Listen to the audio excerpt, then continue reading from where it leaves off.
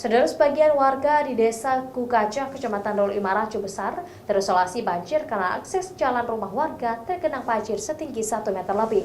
Warga terpaksa dievakuasi TNI dan BPBD Aceh Besar menggunakan perahu karet. TNI dan anggota BPBD Aceh Besar mengevakuasi warga yang masih terkurung banjir.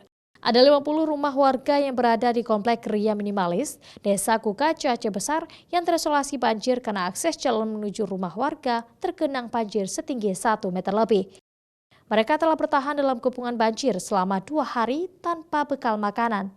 Warga terpaksa dievakuasi mengingat debit air makin tinggi karena intensitas hujan masih tinggi dan air sungai meluap. Warga dievakuasi menggunakan perahu karet karena lokasi rumah warga menuju jalan utama desa berjarak 1,5 km. Hingga kini belum ada korban jiwa akibat banjir. Selain itu, sebagian warga di Desa Kukacah juga sudah ada yang mengungsi ke rumah kerabat dan tetangga terdekat karena pemukiman mereka belum didirikan posko pengungsian. Kalau lihat dari air, makin debit air makin naik terus. Tapi kita pada warga di sini sebagian sudah mengungsi. Tapi sampai sekarang ini belum ada perhatian atau bantuan. Untuk sementara kita berterima kasih juga pada pihak-pihak yang terkait, baik itu dari TNI, Polri, BNPB, semua warga lah yang sudah membantu.